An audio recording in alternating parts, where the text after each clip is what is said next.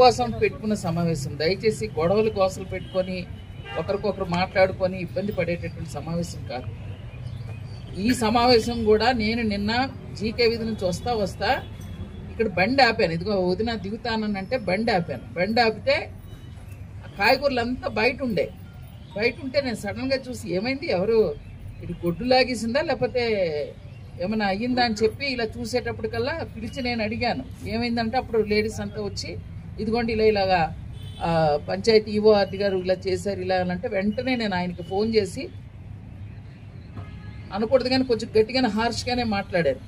ఇక్కడ ఎందుకు మాట్లాడామనంటే, ఈరోజు అధికారులు ప్రజలు మధ్యన ప్రజాప్రతినిధులు ఉన్నాం. అసలు ప్రజాస్వామ్యం, రాజ్యాంగంలో ప్రజాస్వామ్యం ఎందుకు వచ్చిందంటే, డైరెక్ట్గా మనం ఒక కలెక్టర్ గారి దగ్గరకో ఒక ఎంఆర్ఓ గారి దగ్గరకో ఎండిఓ గారి దగ్గరకో వెళ్ళిపోయి మన సమస్యను తీర్చుకోలేనప్పుడు మన తరపున మన ప్రతినిధి మన ప్రజలతో మన ప్రజల చేత ప్రజల కొరకు ఎన్నుకోబడినటువంటి మన వాళ్ళు ఉంటారు కదా, ward member, sarpanch, MPTC, MPP, ZPTC, అలాగే ఎమ్మెల్యే, ఎంపీ, ఇలా ప్రజాప్రతినిధులుగా మనం ఎన్నుకున్నటువంటి వాళ్ళ దగ్గరికి కొంచెం చనువుగా వెళ్తాం. ఎందుకంటే ఓట్లు వేసేటప్పుడు ఓయప్ప ఓ చెల్లి వెయ్యిండనని మేము ఎలాగైతే మీ దగ్గర చనువు వస్తామో ఆ చనువుతోని ఆ ధైర్యంతోని ఆ రక్షణ కల్పిస్తారని ఒక నమ్మకంతో ప్రజాప్రతినిధుల దగ్గరికి వస్తూ ఉంటారు. కానీ నిన్న జరిగినటువంటి విషయంలో ఎవరు ఎక్కడికి వెళ్ళలేదు. ఇది క్లారిటీ. ఎవరు నా దగ్గరికి రాలేదు. స్వయంగా నేను ఆపి నేను కూడా ఎందుకు స్పందించానంటే, ఒక ప్రజా జీవితంలో ఉన్నాము, ప్రజాక్షేత్రంలో ఉన్నప్పుడు ఎవరికైనా అన్యాయం జరిగినప్పుడు, ఇప్పుడు వాళ్ళకి వెళ్తున్నప్పుడు ఏదైనా యాక్సిడెంట్ జరిగినప్పుడు అయ్యో పాపం అంటాము, ఆగుతాము. అడికి ఏదైనా కుదిరితే నీళ్ళు తాగిస్తే ఎవరిది తప్ప అని అంటాం. లేదంటే ఆ సమయంలో తీసుకెళ్ళి హాస్పిటల్ జాయిన్ చేస్తాం. ఇది కామన్ హ్యూమన్ బీయింగ్లోనే. ఎవరికైనా కష్టం వచ్చినప్పుడు రోడ్డు మీద వెళ్ళే వాళ్ళే ఆపుతారు. అలాంటిది ప్రజాప్రతినిధులుగా మనం స్పందించాలి. ఆ స్పందించే క్రమంలోనే నేను ఈఓఆర్డి గారికి చెప్పడం, వారు కూడా రావడం, అసలు ఏం జరిగిందని చెప్పడం జరిగింది. ఈరోజు మీటింగ్ పెట్టమన్నాం. దీనికి ఇది విషయం. అయితే ఇప్పుడు ఇక్కడికి వచ్చిన తర్వాత మీరు మాట్లాడేటువంటి సమస్యలు చాలా అవి చిన్నవైనా సరే చాలా జటిలంగానే ఉన్నాయి. ఎందుకంటే పాడేరంటే మనది ఒక చిన్న పట్టణం. అప్పుడు కొన్ని కొట్లు ఉండేది. అప్పుడు ఇంకా మా చిన్నప్పుడైతే అలా రామనాయుడు కొట్టుకెళ్ళి 2 వంకాయలు తెచ్చి అనేవారు. అలా జిబ్బగాడి కొట్టుకెళ్ళి 2 బిల్లలు తెచ్చిద్దు, ఇదే ఉండేది కదా. అంటే పేరు పెట్టి పిలిచి కిరాణా షాప్ అయినా పైడరాజు కొట్టుకెళ్ళి నూనె తెచ్చి ఇలా ఉండే ఊరు ఇప్పుడు ఏమైంది, రోజు రోజుకి ఇది ఒక జిల్లా హెడ్ క్వార్టర్ అవడం, జనాభా కూడా పూర్వం నుంచి మనం అందరం ఇక్కడ బ్రతికిన వాళ్ళమే, మనకన్నా ఎక్కువగా మిగతా ప్రాంతాల నుంచి వచ్చిన వాళ్ళు ఎక్కువగా ఇక్కడ ఉండడం, ఊరు పెరిగింది, జనాభా పెరిగారు, అవసరాలు పెరిగింది, అలాగే అభివృద్ధి కూడా పెరుగుతుంది. ఇలాంటి క్రమంలో సమస్యలు వస్తాయి. ఆ సమస్యల్ని ఎలా ముందుకు తీసుకెళ్లాలన్నదే మనమందరం కూడా ఆలోచన. ఎందుకంటే ఈరోజు మన గౌరవనీయుల ముఖ్యమంత్రి చంద్రబాబు నాయుడు గారైనా, డిప్యూటీ సీఎం పవన్ కళ్యాణ్ గారైనా, ఎవరైనా సరే ప్రజలకు ఏదైనా కష్టం కలిగితే, ఏ కోణంలోనైనా సరే ఏదైనా ఉంటే, ఇప్పుడంతా టీవీల్లోనే, వాట్సాప్లోనే, ఫోన్లో వాట్సాప్లో వెళ్ళిపోతున్నాయి. నిన్న ఒకటి చూశాను, ఆ కోడుమూరులోని ఆ కుర్రాడు 10th క్లాస్ కుర్రాడు అబ్బాయి 2 కుర్రాళ్ళని తెగొట్టేశాడు. అది ఎక్కడ కొట్టాడో అది ఎవడో ఏటో మనకు తెలియదు, కానీ సోషల్ మీడియా ఉంది కనుక ఓపెన్ చేస్తే చూడడానికి భయంకరంగా అనిపించింది. అలాగా మన పాడేరు ఇష్యూలు కూడా అలా సోషల్ మీడియాలో వెళ్ళిపోతూ ఉంటుంది. అది ఎవరి సెల్లోనే తీయొచ్చు, ఏదైనా మాట్లాడచ్చు, ఏదైనా చేయొచ్చు. అయితే అవన్నీ మనకేమీ కూడు పెట్టదు, నీడ అయ్యవదు, ఏది చేయదు. ఆ సమస్యని మనమే పరిష్కరించుకోవాలంటే గతంలో మనకు ఐటీడీఏ ఉండేది, ఐటీడీఏ పిఓ గారు ఉండేవారు. ఆయనే బాస్, అన్ని డిపార్ట్మెంట్లకి ఆయన ఆల్రౌండర్గా బాస్ ఉండేవారు. కానీ ఈరోజు అల్లూరు సీతారామరాజు జిల్లా అయ్యింది, 3 నియోజకవర్గాలకి జిల్లా హెడ్ క్వార్టర్ అయింది. ఈ జిల్లా హెడ్ క్వార్టర్లో మనకు ఒక జిల్లా కలెక్టర్ గారు, అలాగే ఐటీడీఏ పిఓ గారు, ఆయన ఒక ఐఏఎస్ ఆఫీసరు, సబ్ కలెక్టర్ గారు, జాయింట్ కలెక్టర్ గారు, ఇలాగ 4 ఐఏఎస్లు మనకు ఉన్నటువంటి అతి పెద్ద జిల్లా. పేరుకి 3 నియోజకవర్గాలు అయినప్పటికీ రాష్ట్రంలో కన్నా అతిపెద్ద విస్తీర్ణంతో కూడుకున్నటువంటి జిల్లా మనది రంపచోడవరం, పాడేరు, అరకు అయ్యింది. అయితే అలాంటి జిల్లాకి పాడేరు కేంద్రమైంది. ఈరోజు ఆంధ్రప్రదేశ్కి రాజధాని అమరావతి విజయవాడ ఎలాగైందో అల్లూరి సీతారామరాజు జిల్లాకి కేంద్రము రాజధాని అనుకోండి, ప్రధాన పట్టణం పాడేరు అయింది. ఈ పాడేరుకు వచ్చేటప్పటికల్లా గతంలో అని నేను మొన్ననే కలెక్టర్ గారు కూడా వెళ్ళాను, ఇంటికి వెళ్ళి కూడా చాలాసేపు మాట్లాడాను. సార్ ఇప్పుడు ఊరు పెరిగింది, జనాల యొక్క అవసరాలు పెరిగింది, అలాగే రోడ్డు బైండింగ్ కానీ, ఎందుకంటే మనం మీ అందరికీ రోడ్డు గురించి కూడా చాలా మనం ఇబ్బందులు పడి చాలా వాట్సాప్లో అన్నీ చూసాం. రోడ్డు బైండింగ్లోని 100 అడుగులనంటే అది నేను అధిష్టానం తీసుకెళ్ళడం, మళ్ళీ చంద్రబాబు నాయుడు గారి దృష్టిలో పెట్టడం, మళ్ళీ మనకి 50 కోట్లు శాంక్షన్ చేయడం, రేపు ఖచ్చితంగా అది ఇంకా టెండర్లకు వెళ్ళి మన రోడ్డు ఏదైతే ఉందో R&B రోడ్డు 3 కారిడార్లో ఖచ్చితంగా అది బ్యూటిఫికేషన్కి అన్నిటికీ సంసిద్ధం అవుతుంది. అయితే అంతవరకు కూడా మనము బ్రతికేటటువంటి పరిస్థితి, జీవించే హక్కుని ఎలాగానన్నప్పుడు ఇందాక తమ్ముడు చెప్పినట్టుగా ప్రధానంగా ఇది ఒక రైతు బజార్ లాగా ఉన్నప్పుడు, ఇప్పుడు ఎందుకంటే సిటీల్లో చూస్తాం సీతమ్మ దారి వెళ్ళాలి, ఎంబీపీకి వెళ్ళాలి, రైతు బజార్కి అక్కడికి వెళ్తేనే కాయగూరలు దొరుకుతుందని ఎలాంటి వాళ్ళైనా ఎక్కడైనా సరే సంచి పట్టుకొని అక్కడికే వెళ్తారు. ఇది ఇప్పుడు ఇక్కడ మిమ్మల్ని కొట్లు ఇక్కడ పెట్టడమే కాదు, పబ్లిక్ కూడా అది అందరికీ పబ్లిసిటీ చేయాలి. ఏమంటే అక్కడికి వెళ్తేనే కాయగూరలు దొరుకుతుంది, ఫ్రెష్ అయిన కాయగూరలు దొరుకుతుంది. ఇక మన రోడ్డు మీద ఉన్నవి మామూలుగా కొనుక్కున్నా ప్రధానంగా ఆ రైతు బజార్కి వెళ్తే దొరుకుతుందట అన్నది ప్రజల్లోకి ఒక చైతన్యం తీసుకురావాల్సిన బాధ్యత కూడా మనదే. ఎందుకంటే అధికార ప్రభుత్వాల్లో ఉన్నప్పుడు మనదే బాధ్యత. రెండోది, కరోనా టైంలో మీకు అందరికి గుర్తుందో లేదో లాక్డౌన్ పెట్టినప్పుడు కాయగూరలు అన్నీ కూడాను గ్రౌండ్లో పెట్టారా లేదా? ఉదయం 9 నుంచి 12-1 గంట వరకు అందరికి అదే పబ్లిసిటీ చేయబట్టి ఆ టైంకి అందరు వెళ్ళేవాళ్ళు, చక్కగా కొనుక్కునేవారు, టపటప మళ్ళా అందరూ సర్దుకొని వచ్చేసేవారు. అది కరోనా టైంలోనే అది ఒక పరిస్థితిలో పెట్టడం వలన, అంటే నేను ఎందుకు అది ఉదాహరణ చెప్తున్నానంటే పబ్లిక్లో నుంచి కూడా చైతన్యం రావాలి. ఎందుకంటే ఇప్పుడు మీరు ఏదైతే రైతు బజార్ లోపలికి వచ్చి మీరు కాయగూరలు అమ్ముతున్నారో ఇక్కడికి వచ్చి కొనుక్కోవాలన్నది పబ్లిక్ కూడా మనం చెప్పగలిగితే వాళ్ళు వచ్చి ఇక్కడ ఖచ్చితంగా కొనుక్కొని వెళ్తారు. లేదు మనము అక్కడ ఇబ్బందిగా ఉంది, ట్రాఫిక్ ఇబ్బంది ఉంది కనుక కలెక్టర్ గారు చెప్పారు కనుక అవన్నీ క్లోజ్ చేసాం, బాగానే ఉంది. కానీ జీవించే హక్కులోని ప్రజాస్వామ్యంలో ఒక్క కుటుంబమో ఒక వ్యక్తి బాధపడినా అది ఖచ్చితంగా ప్రజాప్రతినిధులుగా, ప్రభుత్వంలో ఉన్నటువంటి వ్యక్తులుగా మనం ఆ ప్రజలకి అండగా ఉండాల్సినటువంటి బాధ్యత మనందరి మీద ఉంది. ఒక్కరికి కష్టం వచ్చినా ఆ కష్టము ఎలా తీరుతుంది అన్నది మనం తీర్చగలగాలి. అయితే ఇప్పుడున్న సమస్య ఏంటంటే మీరు ఇందాక చెప్పారు, లోపలికి వచ్చారు, ఇక్కడ ఎవరు కొనట్లేదు.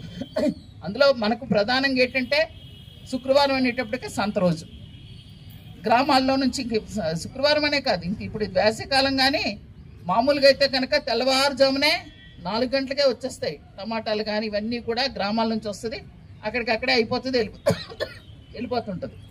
ఆ టైంలో మీరు కొనుక్కున్న సామాన్లు అమ్మడానికి మళ్ళీ మీకు అవకాశం ఉంటుంది. ఎందుకంటే అది కూడా మీకు కష్టమే, ఎవరైనా ఉంటే ఎక్కువ కొనుక్కొని వెళ్ళిపోతారు, ఫ్రెష్గా ఉంటుందని. అయితే ఇప్పుడు మనకు ప్రధాన సమస్య జనాభాతో పాటు వాహనాలు కూడా పెరిగాయి.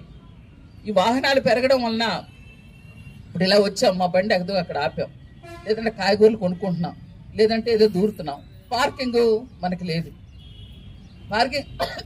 పార్కింగ్ లేకపోయేటప్పటికల్లా పోలీస్ డిపార్ట్మెంట్ వాళ్ళు వస్తున్నారు, బండి తీయండి అని అంటున్నారు.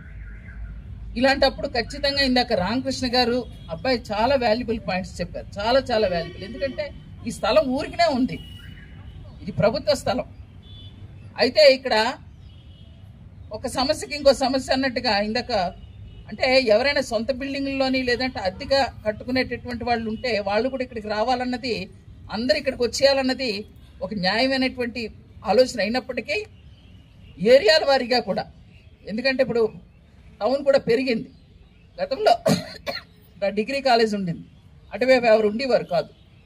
సుండ్రపుట్టు కానీ ఇటు పాత పాడారు కానీ కొత్త పాడారు కానీ ఇల్లులు ఎక్కువ అయిపోయాయి. ఇంకా మా చింతలేని వైపు అయితే అసలు అప్పుడు ఈ కాంప్లెక్స్ దాటి అటువైపు ఎవరు వెళ్ళేవారు కాదు, ఇప్పుడు అటే సిటీ అంతా అయిపోయింది. ఇలాంటి టైంలోనే అక్కడి నుంచి ఇక్కడి వరకు వచ్చి కాయగూరలు కొనుక్కోవడం కూడా కష్టమే. దానివలన ఎక్కడికక్కడ షాపులు కూడా పెట్టుకుంటున్నారు.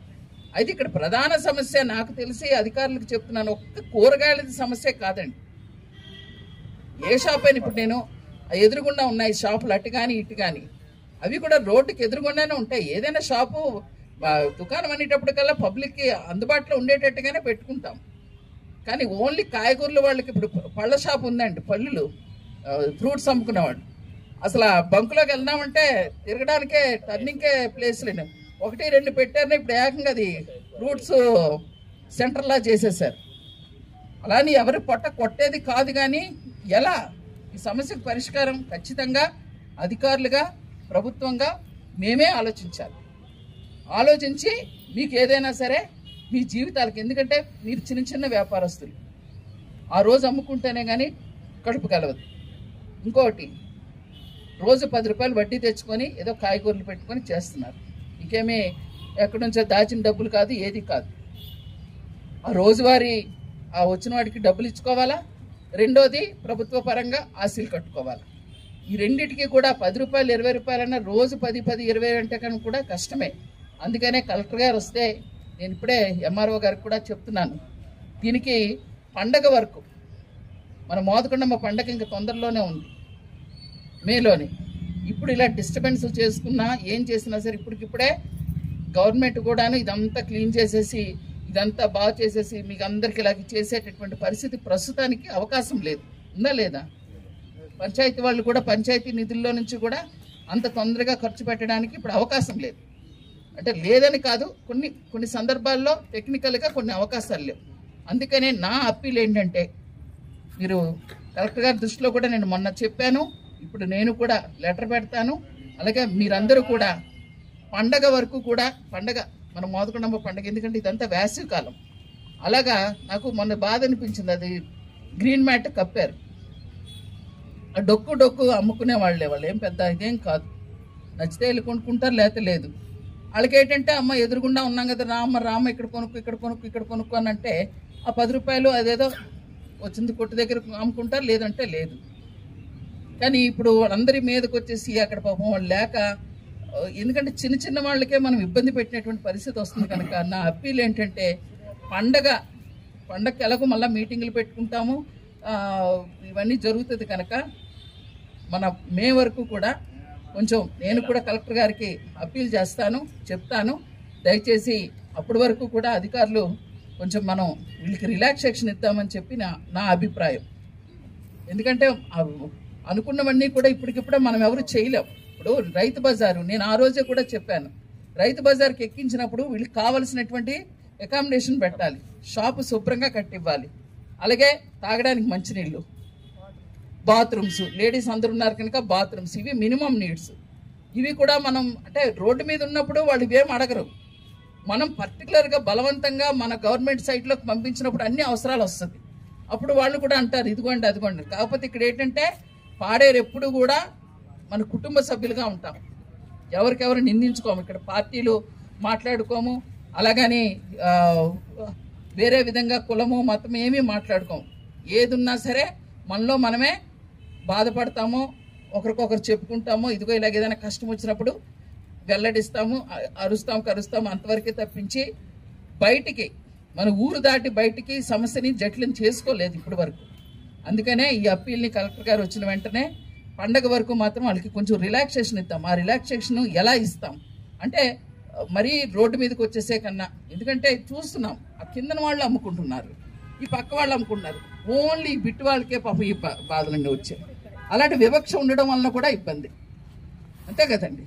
ఆ వివక్ష కన్నాను అసలు కలెక్టర్ గారు వచ్చిన తర్వాత అసలు దీన్ని ఎలా చేద్దాం ఏంటన్నది ఒక ప్లానింగ్గా, ఒక వాళ్ళకి ఇబ్బంది కలుక్కోకుండా, ఎవరు బాధ కలుక్కోకుండా మనం చేయగలిగితే కొంత వాళ్ళకి అదే గ్రీన్ మ్యాటర్లు పెట్టడం వలన కూడా పాప వాళ్ళు లేదు కదా. ఇప్పుడు ట్రాఫిక్ ఇబ్బంది ఉన్న దగ్గర వెనక్కి వెళ్ళమంటాం తప్పు లేదు, కానీ ఒక చిన్న ప్లేస్లోని ఒకరికొకలాగా వీళ్ళకొకలాగా ఉండడం పెట్టేటప్పుడు బాధ వస్తుంది. అందుకని దాని నుంచి మనం అంతా ఆలోచించి పని చేద్దామని చెప్పి నేను అనుకొని ఈరోజు మీ సమక్షంలో సమావేశం చేశాము. ఖచ్చితంగా కలెక్టర్ గారు వచ్చిన తర్వాత ఈ సమస్యని కలెక్టర్ గారి దృష్టిలో పెట్టి కలెక్టర్ గారు ఏ ఆదేశాలు ఇస్తారు ఆ ఆదేశాల ప్రకారంగా, అంటే వారు ఒకవేళ ఇది కాదు అది కాదన్నా కలెక్టర్ గారు మన తరపునే మాట్లాడతారు. నేను చాలా సందర్భాల్లో ఏదైనా ఒక అప్పీల్ పెట్టినప్పుడు ప్రజల పక్షానే ఉంటారు. ప్రజలకి సేవ చేయడానికి వాళ్ళు వచ్చున్నారు కనుక ఖచ్చితంగా కలెక్టర్ గారు వచ్చేంత వరకు కూడా మనం ఆగి వస్తారు. వచ్చిన తర్వాత పండగ మోదకొండమ్మ పండగ అయిపోయిన తర్వాత వరకు కొంచెం వాళ్ళకి రిలాక్సేషన్ ఇస్తే, ఎలాగో తర్వాత వర్షాకాలం వస్తుంది. వర్షాకాలం వచ్చినప్పుడు కొంతమంది అది ఎలా చేస్తాం ఏంటన్నది చేసి వాళ్ళకి అకామిడేషన్ చూపించేంత వరకు కూడా మనం వాళ్ళకి రిలాక్సేషన్ ఇద్దామని నా అభిప్రాయం. ఆ విషయాన్ని చెప్దాం. అది మరి 2 రోజులు కూడా ఎలా చేస్తారు ఏంటన్నది మీరు అధికారులుగా మీరు తెలియజేయండి. Thank you.